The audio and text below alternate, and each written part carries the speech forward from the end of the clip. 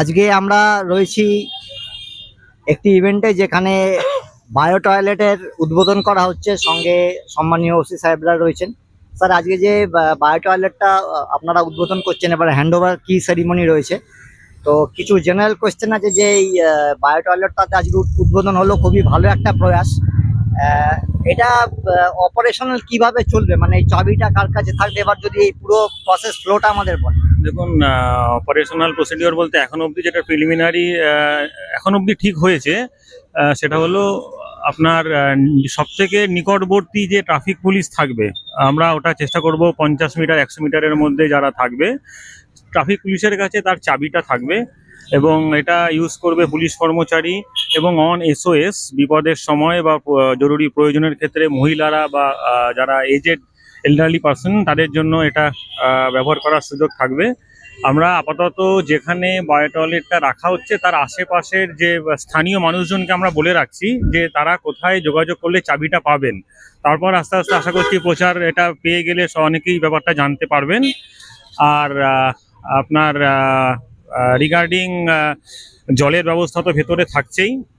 পরিষ্কার পরিচ্ছন্ন করার জন্য প্রতি 10টা বায়ো টয়লেট পিছু যারা এটা করছে, যে এনজিও এটা করছে টয়লেট ম্যান অফ বেঙ্গল, ওনারা 10টা টয়লেট পিছু একটা গাড়ি থাকবে এবং সেখানে পরিষ্কার করার লোকজন থাকবে, জলও থাকবে। জল জেনারেলি কর্পোরেশনের রানিং ওয়াটারই এখানে বন্দোবস্ত করা হয়েছে, যেখানে সেটা সুযোগ নেই ওরা পরিষ্কার করার সময় এসে টপ আপ করে দেবে।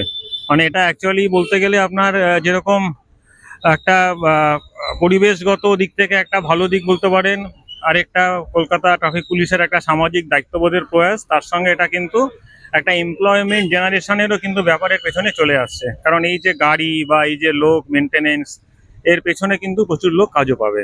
একটা শুভ প্রয়াস বলা যায়। এবার আমরা চেষ্টা করছি, দেখা যাক কি হয়।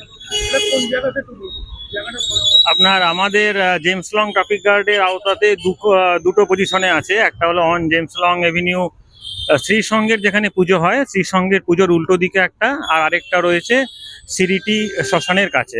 অ্যাকচুয়ালি যেখানে হয়তো কনভেনশনাল টয়লেট অ্যাভেলেবেল নেই অথচ প্রয়োজনীয়তা আছে, সেরকম দেখেই এই জায়গাগুলো আমরা নির্ধারণ করেছি।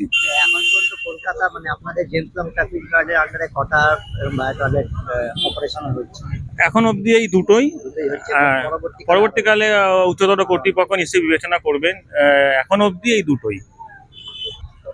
আজকে বায়ো টয়লেটের আজকে কি হ্যান্ড ওভার সেরিমনি হচ্ছে, সঙ্গে রয়েছেন toilet man of Bengal.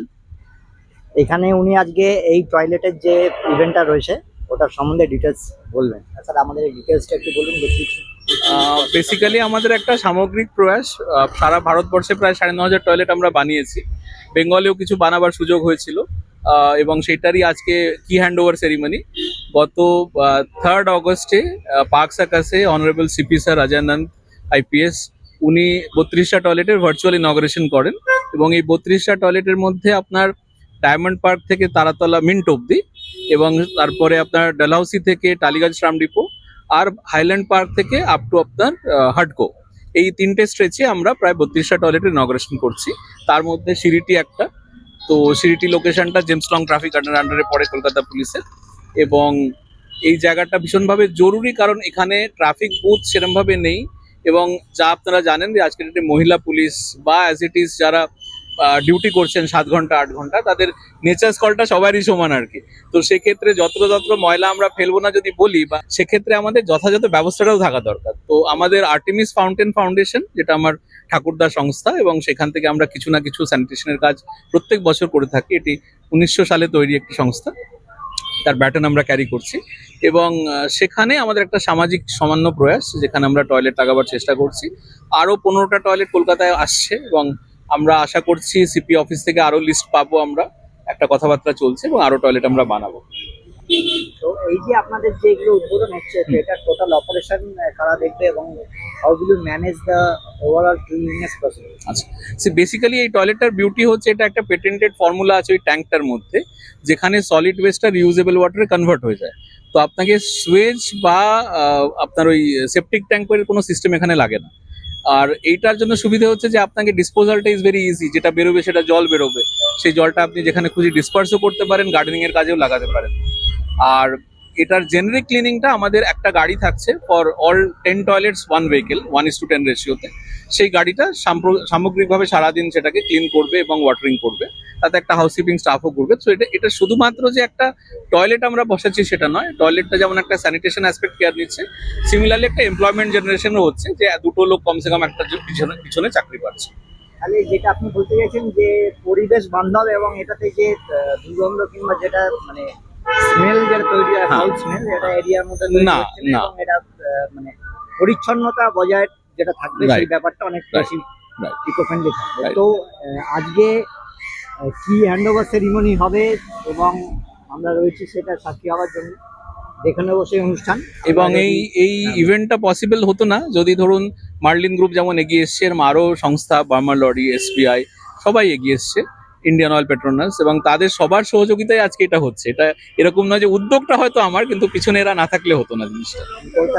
Kolkata পুলিশের তরফ থেকে সহযোগিতা। হ্যাঁ, অ্যাবসলিউটলি। কলকাতা পুলিশের তরফ থেকে তো স্যারেরা আছেন, স্যারেরা না থাকলে এই জিনিসটা এরম ভাবে সাফল্যমূলক একটা কর্মকাণ্ড হতো না। দর্শকদের জন্য যদি আপনার স্যার অফিসিয়ালি একবার নামটা বলেন। আমার নাম doctor Arijit Banerjee, toilet man of Bengal হিসেবে বেশি খ্যাত।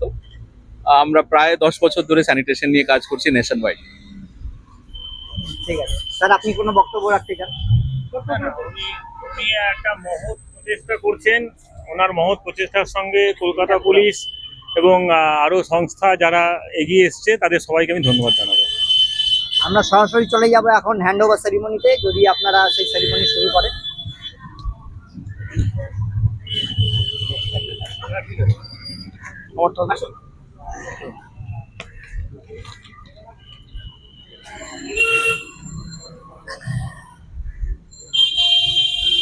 সবাই একটু করতালির মাধ্যমে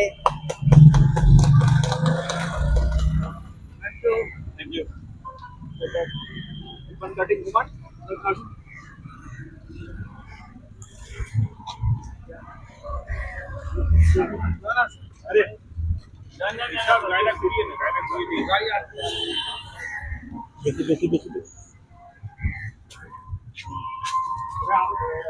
আপনি কাটুন না। না না স্যার, না না না আপনি কাটুন।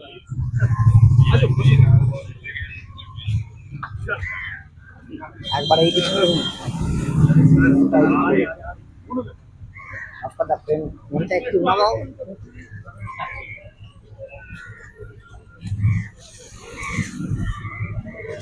সাইড থেকে